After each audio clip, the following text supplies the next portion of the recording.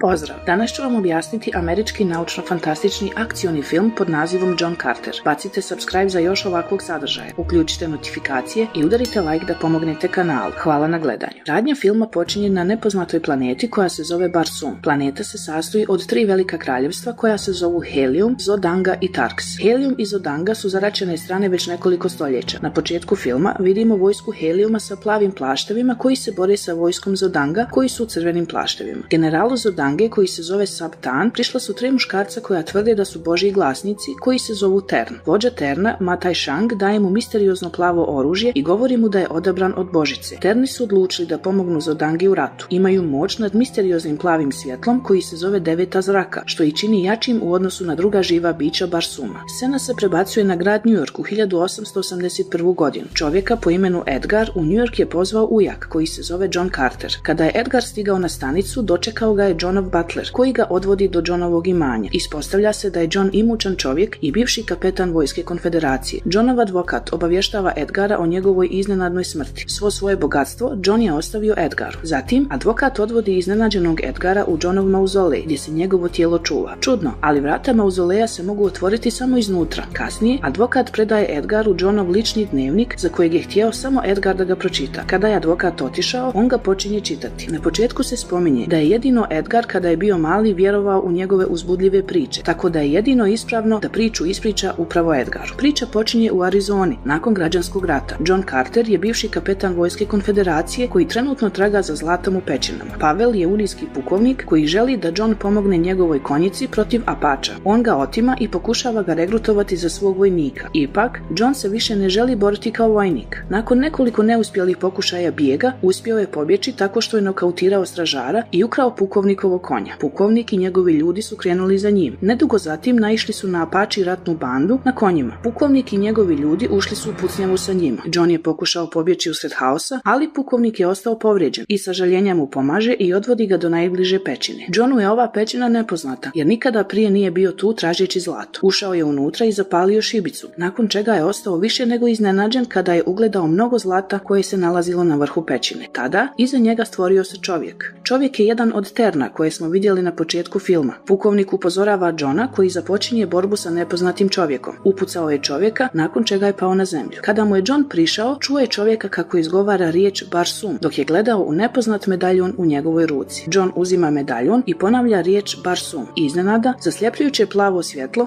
bljesnulo je iz medaljona. Kada je John ponovo otvorio oči, našao se u nepoznatoj pustinji. Ustao je i pokušao hodati, ali nakon svakog koraka pada. Izgleda da može da lebdi u zraku. Zbunjen, počeo je vježbati hodanje u novom okruženju. Dok je hodao, došao je do obližnjeg brda, gdje je ugledao kako se nekoliko jaja izliježe. Baš tada velika grupa zelenih bića sa 6 udova se pojavljuje, jašući na ogromnim životinjama. Vođa ga napada, a John je skočio u vis. Ostali su počeli pucati na Johna, ali su se zaustavili kada im je vođa naredio. Stvorenje priča na nepoznatom jeziku i predstavlja se kao Tas Tarkas. John mu se predstavlja kao John Carter iz Virginije, ali stvorenje ga pogrešno shvata i misli da je njegovo ime Virginija. Tarkas mu traži da opet skoči kao što je to uradio malo prije, ali on to odbija i napada ga. Stvorenje je povrijedilo Johna i drži ga kao taoca. Dok su međusobno razgovarali, saznajemo da se njihova rasa zove Tarks. Negdje na istoj planeti, princeza grada Heliuma Deža uvježbava predstavljanje oružja njenom ocu, kralju Heliuma, kojeg je ona osmislila. Helium je u ratu sa drugim gradom koji se zove Zodanga i počeli su gubiti jer su Terni na Zodanginoj strani. Deža je otkrila tajnu Devete zrake koju Zodanga koristi u ratu. Ipak, kada je pokazala svoje oružje kralju, čovjek je potajno izazvao kvar, što je dovelo do eksplozije. Kralj Zodange, Sab-Tan, želi oženiti Dežu kako bi zaustavili rat, ali ona je protiv toga. Ako je Sab-Tan oženi, on će biti princ Heliuma i imat će moć da vlada čitavim Barsoomom. U međuvremenu, Tarksi odvode Johna u njihov grad i stavljaju ga sa novorođenčadima. Navečer, žena Tark po imenu Sola daje Johnu tečnost nakon koje on može da razumije njihov jezik. Sljedećeg dana, Tarksi su naredili Johnu da pred svima skoči visoko. On je primijetio da je medaljon kod njih, a bez njega se ne može vratiti kući. Baš tada, 2 borbena aviona su se pojavila na nebu. Helium i Zodanga se bore jedni protiv drugih. Rat je vid zabave za Tarkse, jer su se kladili ko će pobijediti. Vidimo princezu Dežu kako se bori u svemirskom brodu. Ona pokušava da kontroliše brod, ali usred toga ona je ispala iz njega. Koristeći svoje novo otkrivene moći skakanja, John spašava princezu. Tarksi počinju navijati za Johna, koji se sada zajedno uz Dežu bori sa vojnicima Zodange. John uspijeva promijeniti tok borbe u korist Heliuma, ali i njihov brod se ruši. Deža i John su sa Tarksima. Tarkas je impresioniran Johnovim mogućnostima i postavlja ga za svoju desnu ruku. Johnu se ne sviđa ta ideja, ali je ne odbija. Naveče, Deja i John razgovaraju, a ona mu otkriva da se nalaze na Marsu, koji se na njihovom jeziku zove Barsoom. John je iznenađen i ne vjeruje u njene riječi. Govori joj da je on sa Zemlje. To je i Deji teško da povjeruje. Zbog njegove gustine kostiju i planetine niske gravitacije, Carter ima nevjerovatnu snagu i može skočiti visoko. Deja ga zatim odvodi u Tarksov hram, gdje ljudima nije dozvoljeno da idu. Ona se nada da će u hramu pronaći odgovore kako ljudi mogu putovati kroz svjetove, kao što je to John uradio. Ljubazna Tark žena Sola ide iza njih i moli ih da se zaustave. Deja pokazuje Johnu statuju Božice Isus i čita neke oznake koje su ugravirane u njoj. No, svo troje su uhapšeni od strane Tarka i osuđeni na smrt zbog ulaska u hram. Tarkas traži da ga ostave nasamo sa zatvorenicima u čeli kako bi Johnu odsjekao ruke. Kada su ostali nasamo, otkrio im je da je on Solin otac i da ne želi da umru. On je predao Johnu svoj medaljon i govori mu da ide do rijeke Is kako bi riješio zagonetku Božice Isus i vratio se nazad u svoj svijet. Kada su Tarksi nakon nekog vremena pogledali u odaje, shvatili su da ih je Tarkas izdao. Tarkasov neprijatelj, Tal Haju, preuzima vodstvo i proglašava se novim vođom. Nakon toga vidimo Johna, Deju i Solu na putu prema rijeci. Deja predvodi grupu, no Sola govori Johnu da ih ona ne vodi prema rijeci, već prema gradu Helium. John se suočava sa njom,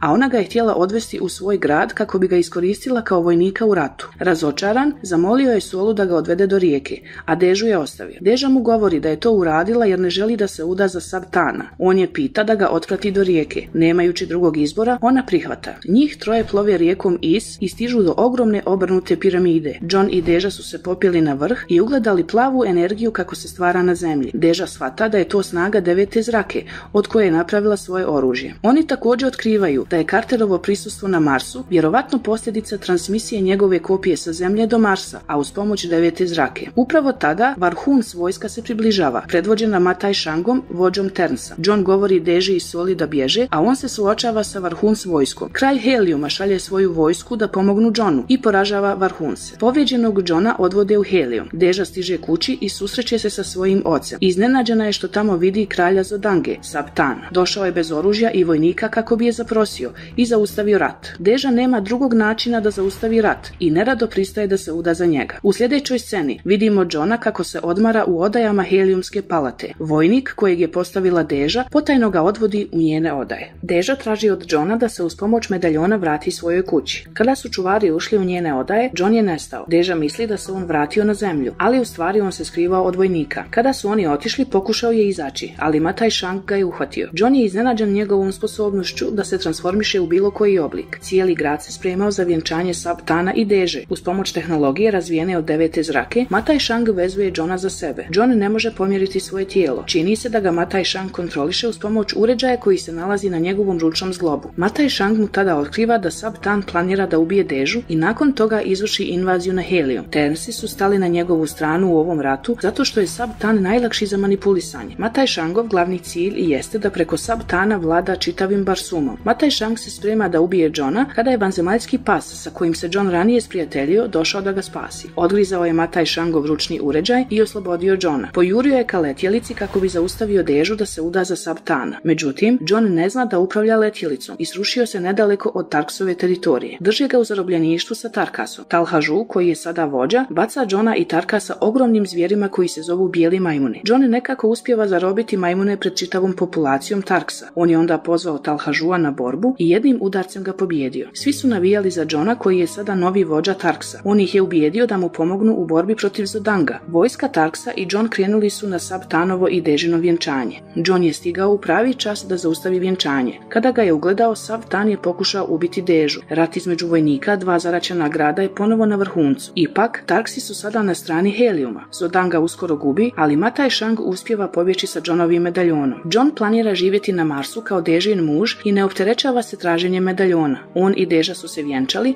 a masa navija za njih. On je sada princ Helium. Sljedećeg jutra John i Deja su na balkonu. Deja je ostavila Johna i ušla u sobu kada se Matai Shang pojavio. John je pokušao da se bori sa njim, ali on je uspio iskoristiti medaljon kako bi poslao Johna nazad na zemlju. Kada se John probudio, bio je prekriven prašinom, a njegova brada je porasla. Našao se u onoj istoj pećini i gleda u pravcu pukovnika Pavela, odnosno u njegove ostatke, i postaje svjestan da je prošlo dosta vremena dok je on bio na Marsu. Tražio je medaljon, ali nije ga našao. Sada nema načina da se vrati. Zla zlato iz pećina ga čini bogatim. On zna da se na zemlji nalazi još medaljona, pokreće rudarsku korporaciju i narednih 10 godina traži medaljon. Jednog dana pronašao ga je. John je oduševljen, ali on zna da ga Ternsi drže na oku svo ovo vrijeme. Njegovo tijelo na zemlji mora biti zaštićeno kada on ode na Mars, jer bi bilo koja povreda značila njegovu smrt na obje planete. To je razlog zbog kojeg se njegov mauzolej otvara samo sa unutrašnje strane. Iscenirao je svoju smrt kako bi se vratio na Mars. John je u dnevniku napisao da želi da Edgar štiti njegov mauzolej od Ternsa u zamjenu za njegovo bogatstvo. Edgar je ostao u šoku nakon što je pročitao dnevnik. Odlazi do mauzoleja i pokušava ga otvoriti koristeći tajni pasvord koji glasi Ned, jer ga je John tako zvao kada je Edgar bio mali. Kada su se vrata od mauzoleja otvorila, Tern prilazi Edgaru. Špijunirao je Edgara i čekao priliku da ubije Johna. Prije nego je uspio povrijediti Edgara, neko iza ga je upucao. Edgar je van sebe kada je ugledao svog ujaka. John uzima Ternsov medaljon, jer se otkriva da on nikada nije našao medaljon. Sve ovo, uključujući njegovu smrt, sve je bilo lažno, kako bi privukao Terna i prisvojio njegov medaljon. John je tada zamolio Edgara da od sada štiti njegov mauzolej i ušao unutra. Legao je na krevet sa medaljonom i počeo izgovarati riječi koje će ga odvesti na Mars ponovo.